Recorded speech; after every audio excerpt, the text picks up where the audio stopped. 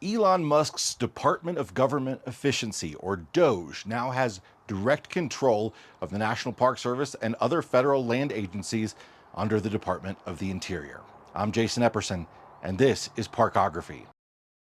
Late last week, Secretary of the Interior Doug Burgum wrote Secretary Order SO3429, which essentially gives the keys to the entire Interior Department to a man named Tyler Hassen, the CEO of oilfield services company Basin Energy. Hassen now has authority over the 433 National Park Service sites and over 500 million acres of land under the Bureau of Land Management, U.S. Fish and Wildlife, and other land agencies. Hassen has been given a broad agenda and authority to cut costs and consolidate work within the department. He's tasked with creating, quote, significant efficiencies and eliminating redundant efforts across the department's different factions. He has the direct authority to fire staff and transfer funds with no requirement that he report back to Secretary Burgum.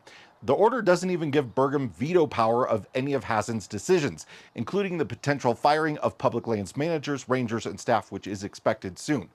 Burgum, the former governor of North Dakota, was appointed by President Trump, but had to go through the Senate confirmation process in order to be granted the powers of running the department. Other cabinet members have not gone so far as to give a member of the DOGE team such direct control of a department. The Department of the Interior is tasked with maintaining national parks and recreation lands, protecting endangered species, and overseeing drilling and mining leases on public lands and waters. In a Fox News interview alongside Elon Musk and other DOGE members in March, Hassen said his team was reviewing every single contract, every single grant at Interior. According to the Washington Post, Hassen is reviewing every grant over $50,000 and has requested his team to have access to Interior Department's payroll system, access that no single employee of the Interior Department has, including the secretary. Upon taking office, President Trump initiated a 90-day hiring freeze within the federal government, which has been extended through June. As a part of that hiring freeze, departments were to submit workforce reduction plans. In the meantime, several major attempts to broadly reduce the number of federal employees took place that weren't targeted at individuals. First, many seasonal workers, mostly in the Department of the Interior, had their job offers for 2025 revoked. Then the fork in the road resignation offer came, which gave full-time employees 7 months' pay for leaving their jobs. A broad firing of probationary employees took place on Valentine's Day, and then another resignation offer was sent out early this month. The probationary employees were people who were in their jobs for under a year, or in some cases 2 years, even if they had only transferred from another position. Legal challenges required most of those employees to be rehired, though most of them have been placed on administrative paid leave while the executive branch appeals. And seasonal hirings were started up again, but the net of all those efforts at just the National Park Service has been a drop of about 2,500 staffers, or 13% of the 19,000 member workforce, which was already down about the same amount over the past 15 years from a high of 22,000 full-time employees. 3/4 of Americans say they view the National Park Service favorably. However, the agency has struggled over recent years to keep their employees happy. Park Service morale is among the worst in the federal government, according to a broad survey of government employees. Staffers feel overworked and underpaid and underappreciated by their supervisors. That's kept many positions within the Park Service vacant even prior to Trump's hiring freeze. According to the National Parks Conservation Association, around 100 of the 400 or so National Park superintendent positions are open.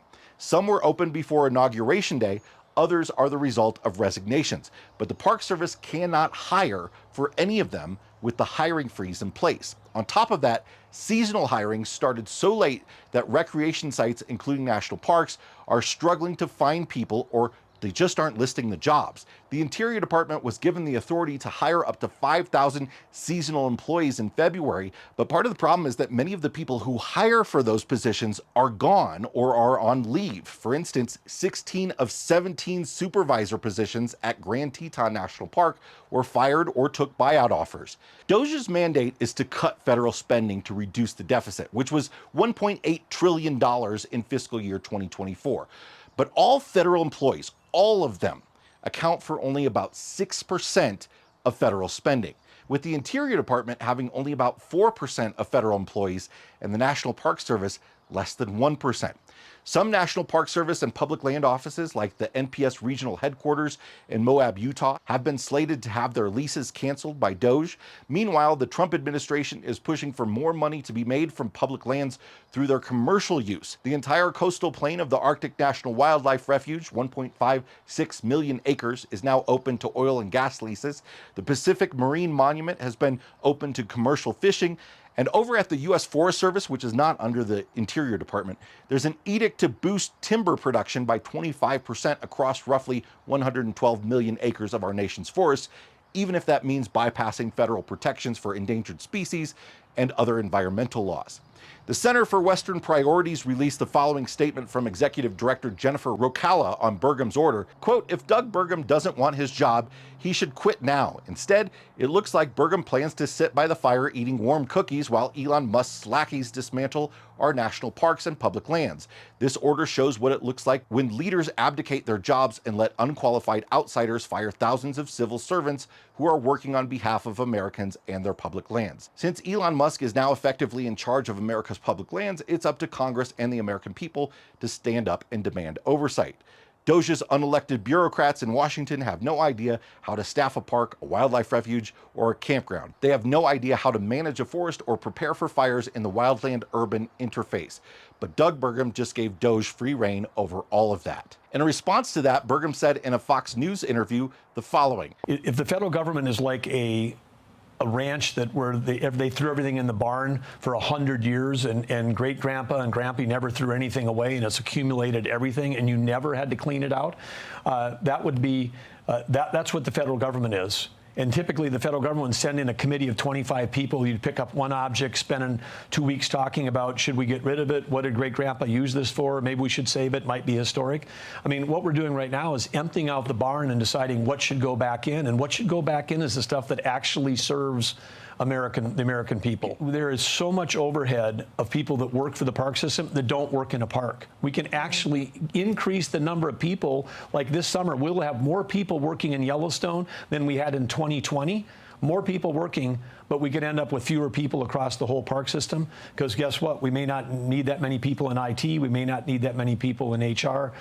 There's things that we can do to streamline. And if we got people that are in this business because they care about the environment and they care about our lands, we've got customer-facing, land-facing jobs available. We have 5,000 jobs posted to go work in the parks, but we don't need, wildfire fighters, people that are for summer help, come work for us, but work in a job where we're serving the public as opposed to, in D.C. or in a regional location where you're just doing overhead that's part of the barn that's never been cleaned out. Burgum's order handing power over states that the concession is effective immediately and will remain in effect until the plan outlined above is completed and any resulting changes are incorporated into the departmental manual. The Trump administration has yet to appoint a director of the National Park Service.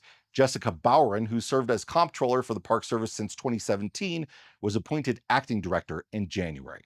Thanks so much for being here, everybody. I normally plan to put out National Park News Roundup episodes once a month, but I couldn't wait 2 more weeks for this one. It's important information. I may have to do more News Roundup episodes about national parks and public lands than I originally intended to on the new Parkography channel. So I hope you got something out of this. If you did, subscribe and please consider sharing it with your community. Thanks so much for being here.